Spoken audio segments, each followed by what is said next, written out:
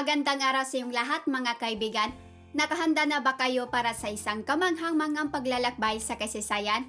Ngayon tutuklasin natin ang mayamang kultura at nakaraan ng Cebu, isang makulay na lungsod sa Pilipinas na may napakaraming kwento na isasalaysay. Mula sa panahon bago dumating ang mga Kastila hanggang sa pagiging modernong metropolis nito, tsak na mamangha kayo sa mga paglalahad natin. Kaya't mag-subscribe na at i-click ang notification bell para laging updated sa ating channel. Tara na't simulan ang ating ekspedisyon.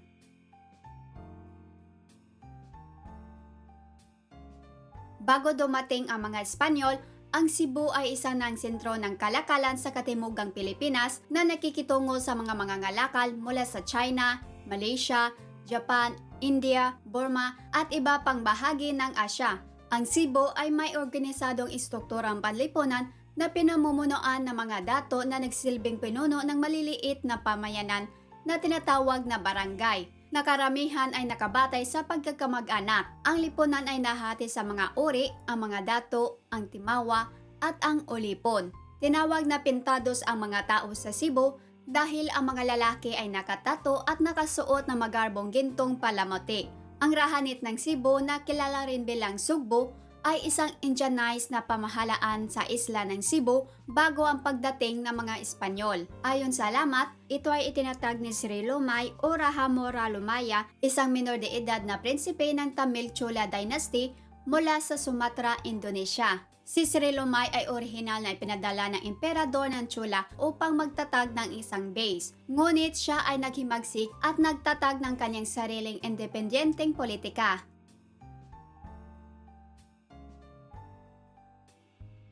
Nagsimula ang paghahari ni Sri Lumay sa panahon ng pagbabagong buhay ng kultura, mga reforma sa pamamahala at maunlad na kalakalan sa Cebu. Binago niya ang Cebu bilang isang umuunlad na sentro ng sibilisasyon na umaakit sa mga mangangalakal at iskolar mula sa malalayong lupain. Bilang pinuno, nakipaglaban si Sri Lumay sa mga pirata at raider mula sa Mindanao upang ipagtanggol ang mga interes sa kalakalan ng Cebu.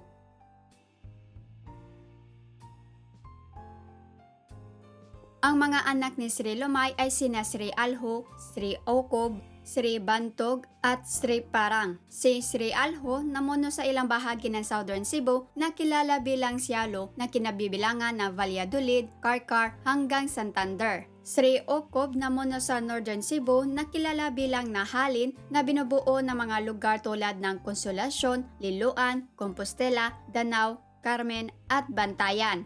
Sri Bantog namuno sa Central Cebu na kilala bilang Singhapala, nangangahulog ang Lion City sa Sanskrit na matatagpuan sa rehiyon na bahagi na ngayon ng Mabolos sa Cebu City. Namatay ng maaga si Sri Bantog dahil sa sakit at pinalitan ng kanyang anak na si Sri Humabon, na kilala rin bilang Raha Humabon. Gayunpaman, si Sri Parang ay isang pilay, kilala rin siya bilang Sri Parang Dalim at hindi maayos na makapamahala sa kaharian dahil sa kanyang pisikal na karamdaman. Dahil sa kawalan ng kakayahang mamuno, ibinigay ni Sri Parang ang trono sa kanyang pamangkin na si Sri Humabon na naging raha ng Cebu bilang kahalili niya. Na maglaon, pagkatapos ng paghahari ni Humabon, ang anak ni Sri Parang, si Sri Topas, ang humalili kay Humabon bilang hari ng Cebu.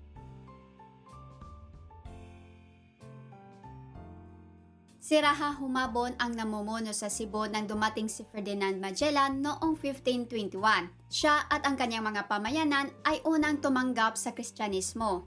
Ang huling nakilalang pinuno bago pumalit ang mga Espanyol ay si Raha Topas, na natiling malaya ang Cebu hanggang dumating si Miguel Lopez de Legazpi noong 1565 na minarkahan ang pagsisimula ng panahon ng kolonyal na Espanyol. Ang rahanit ng Cebu ay tumatagal hanggang sa pagdating ng mga Espanyol na conquistador noong ika-16 na siglo.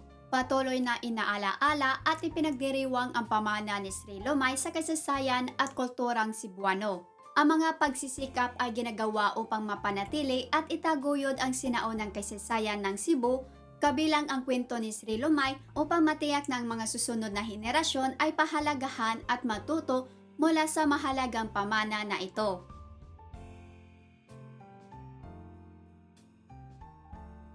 Ang pagdating ni Ferdinand Magellan noong 1521 ang naging simula ng pagkikipag-ugnayan ng mga Espanyol sa Cebu. Si Magellan, isang Portuguese na explorer na namumuno sa isang ekspedisyong Espanyol, ay nakarating sa Cebu noong April 7, 1521. Nakipagkaibigan siya sa lokal na pinuno, si Raha Humabon, at nakumbinsi siyang magbalik loob sa Romano Katolisismo. Si Humabon at marami sa kanyang mga nasasakupan ay nabinyagan na nakipag-alyansa sa mga Espanyol.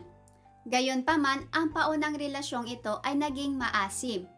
Nasangkot si Magellan sa lokal na politika at mga tunggalian na pumanig kay Humabon laban sa kalapit na isla ng Mactan na pinamumunuan ng pinunong si Lapu-Lapu. Sa sumunod na labanan sa Mactan noong April 27, 1521, napatay si Magellan na mga mandirigma ni Lapu-Lapu, isang makasasayang kaganapan na hanggang ngayon ay ginugunita pa rin ng mga Pilipino. Sa kabila ng sagabal na ito, ang kolonisasyon ng Espanya sa Pilipinas ay nagsimulang taimtim noong 1565 nang dumating si Miguel Lopez de Legazpi sa Cebu. Nagawa ni Legazpi na makakuha ng punterya at itatag ang unang permanenteng paninirahan ng mga Kastila sa Kapuluan. Itinatag din niya ang unang misyon Katoliko sa Pilipinas sa Cebu. Ang Cebu ay nagsilbing kabisera ng silangang Indias ng Espanya sa loob ng 6 na taon mula 1565 hanggang 1571 sa ilalim ni Legazpi. Sa panahong ito ang naging sentro ng kapangyarihang kolonyal ng Espanya sa Pilipinas.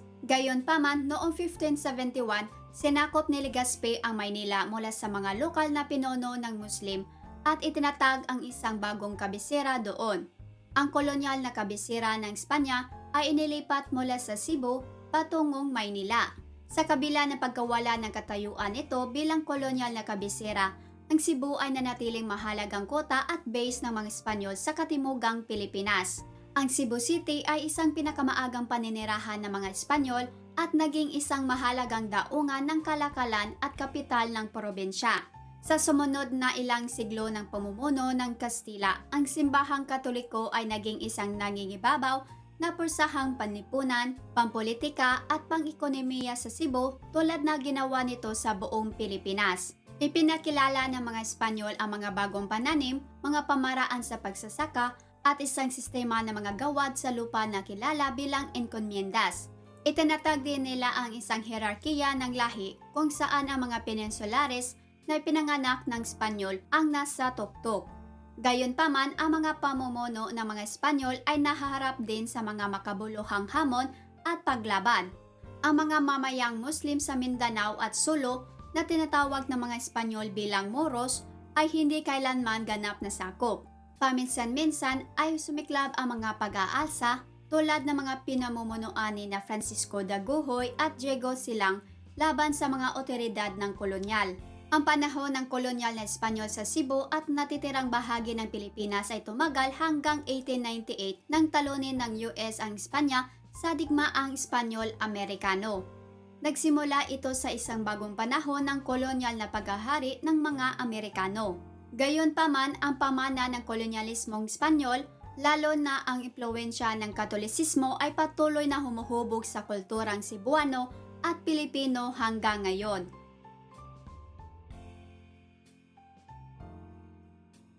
Matapos talunin ng Estados Unidos ang Espanya sa digmaang Espanyol-Amerikano noong 1898, ang Pilipinas ay pinagkaloob sa Estados Unidos bilang bahagi ng kasunduan sa Paris. Ito ang naging tanda ng pagsisimula ng panahon ng kolonyal na Amerikano sa Pilipinas. Sa ilalim ng pamamahala ng mga Amerikano, nakita ng Cebu ang makabuluhang pag-unlad at modernisasyon ng infrastruktura nito. Namuhunan ang mga Amerikano sa mga kalsada, tulay, daungan at iba pang mga proyektong pampublikong gawain sa Cebu. Nagtatag din ang kolonyal na pamahalaan ng Amerika ng sistema ng pampublikong paaralan sa Cebu at sa iba pang bahagi ng Pilipinas. Naging mas madaling makuha ang edukasyon kung saan ang Ingles ang medyum ng pagtuturo. Dahil sa estratehikong lokasyon ng Cebu at mahusay na binuo ang mga pasilidad ng daungan, naging mahalagang sentro ito ng kalakalan at komersyo noong panahon ng mga Amerikano. Ang ekonomiya ng lungsod ay lumago at sari-sari. Gayunpaman, ang mga unang taon ng pamumuno ng mga Amerikano ay nakita rin ng paglaban at tunggalian. Ang digmaang Pilipino-Amerikano ay nilabanan sa pagitan ng mga Persa ng Estados Unidos at mga revolusyonaryong Pilipino na naghangad ng kalayaan. Ang Cebu ay hindi isang pangunahing larangan ng digmaan, ngunit ang digmaan ay nakaapekto sa buong bansa.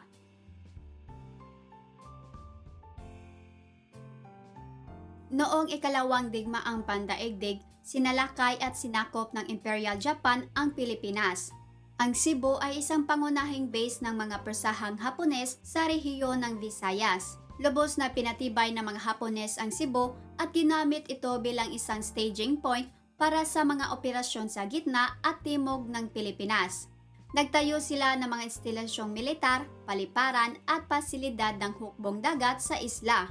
Bilang resulta, ang Cebu ay naging target para sa mga pagsalakay ng pambomba ng mga kaalyado. Ang isla ay nakaranas ng malawakang pinsala mula sa mga pag-atake sa himpapawid na naglalayong sirain ang mga posisyon ng mga Hapon at gambalain ang kanilang mga aktibidad.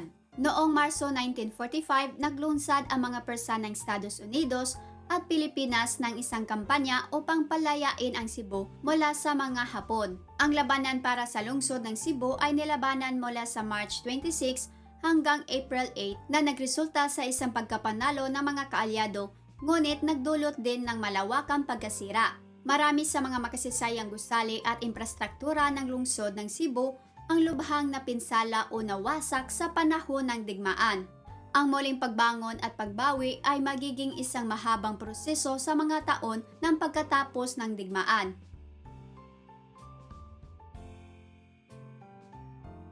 Matapos ang ikalawang digmaang pandaigdig noong 1945, nakamit ng Pilipinas ang kalayaan mula sa Estados Unidos noong July 4, 1946. Ang mga taon pagkatapos ng digmaan ay isang panahon ng muling pagbangon at pagbawi para sa Cebu at sa natitirang bahagi ng bansa. Ang lungsod ng Cebu na nakaranas ng malawakang pinsala sa panahon ng digmaan ay sumilalim sa mga pagsisikap sa muling pagtatayo. Ang infrastruktura, mga pampublikong gusali at mga bahay ay muling itinayo at inayos. Unti-unting nabawi ng lungsod ang siglang pang-ekonomiya at panlipunan nito bago ang digmaan. Ang panahong pagkatapos ng digmaan ay nakakakita rin ng mga simula ng industrialisasyon sa Cebu.